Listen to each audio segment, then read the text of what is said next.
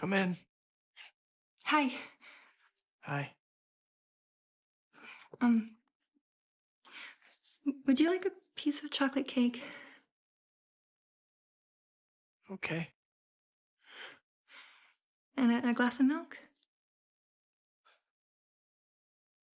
That would be nice. Semua orang suka dengan Spider-Man, tapi tidak dengan Peter Parker. Komen ini bisa kita temukan di hampir semua short atau postingan yang berkaitan dengan Ursula. Opini ini juga membuat orang-orang lebih memilih Ursula atau Gwen ketimbang MJ. Menganggap Mary Jane juga hanya menyukai Spider-Man, bukan Peter Parker. So, apakah benar MJ hanya menyukai sisi Spider-Man, bukan Peter Parker? Atau malah sebaliknya? Kalau mau jawaban singkatnya adalah, ya tentu anggapan itu salah. Jawaban panjangnya ya antara dengar bacotan saya atau nonton ulang Spider-Man 1 dan 2. Opini ini nggak bakal tersebar luas kalau orang-orang pada nonton filmnya. Alih-alih nonton short. Atau mungkin ya udah pada lupa kali ya, udah lama pada gak nonton. Gue juga untuk video ini harus menonton ulang, biar valid. It's all about a girl. That girl. The girl next door. Mary Jane Watson. The woman I've loved since before I even liked girls. Dari awal film kita udah tahu kalau Peter sangat mengagumi MJ. Jadi apa yang kalian lakukan kalau di posisi Peter? A. Mendekati secara perlahan, B. Langsung nembak, atau C. Jadi startle, dan D. Nyerah dan cari cewek lain. Enggak, gimana kalau diam aja selama 6 tahun atau lebih, cuma mandengin dari jauh, pas ada kesempatan malah nyuruh Harry. Gonna talk to her now? Come on. Why? Armed with these DNA blueprints, we have now begun. I love her. Yeah, me too.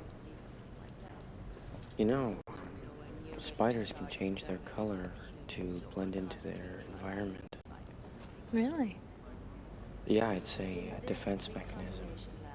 We use synthesized Flashback. Some spiders change colors to blend into their environment. spiders and It's a defense mechanism. Hingga akhirnya Harry yang pacaran dengan MJ di awal film.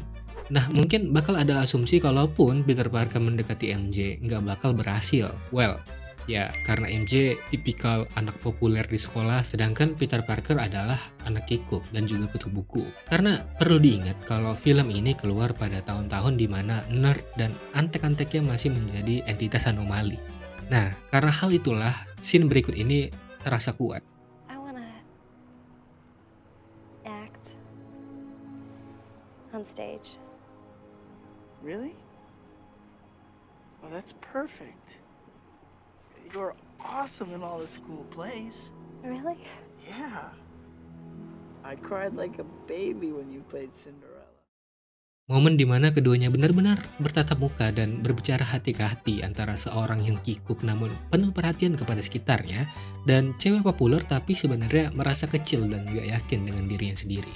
Dua remaja yang masih menerawang masa depan.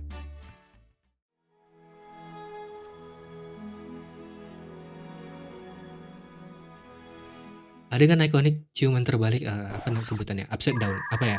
Pokoknya itulah. Mungkin salah satu sumber pendapat kalau MJ jatuh cinta dengan Spider-Man. Dan ini nggak salah, karena selama film berlangsung kita diberikan informasi kalau MJ jatuh cinta dengan persona Spider-Man. Sejak pertama kali diselamatkan ketika first encounter dengan Green Goblin. Okay. And like, what do you mean incredible? Momen itu juga dibantu dengan perkelahian MJ dan Harry akibat Norman Osborn, membuat perasaan MJ semakin kuat terhadap Spider-Man, hingga membuat hubungannya dengan Harry semakin lama kian renggang. Hanya saja ada satu hambatan yang membuat MJ untuk tidak bisa mencintai Spider-Man lebih jauh. Our friendly neighborhood Spider-Man mungkin menyelamatkan MJ setiap dia jatuh bebas. Oh shit. Here we go again. Why? Fuck you! Another one.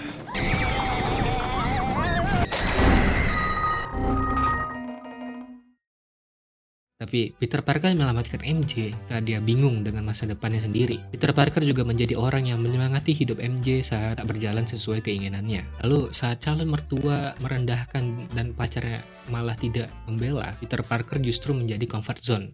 I said, the great thing about MJ is when you look in her eyes, and she's looking back in yours. Everything feels not quite normal because you feel stronger and weaker at the same time. You feel excited and at the same time terrified.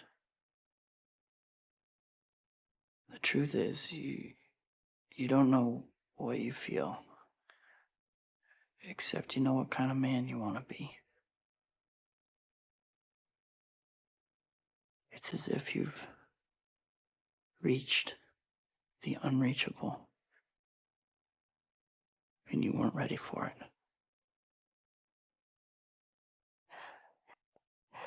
You said that. Di sini teman-teman, Spider-Man tidak lagi mengisi hati MJ, melainkan Peter Parker. Tapi masalahnya belum selesai. Di film kedua, kita kembali dipertontonkan kerumitan hubungan dua orang ini. Dan bisa dibilang semua hal yang runyem di hubungan mereka murni kesalahan Peter Parker. Isn't that right? Huh? Isn't that right? Huh, brother? No, that's a lot of damage. Ya, Peter Parker itu kayak orang yang nggak pengen ada hubungan, tapi beneran pengen.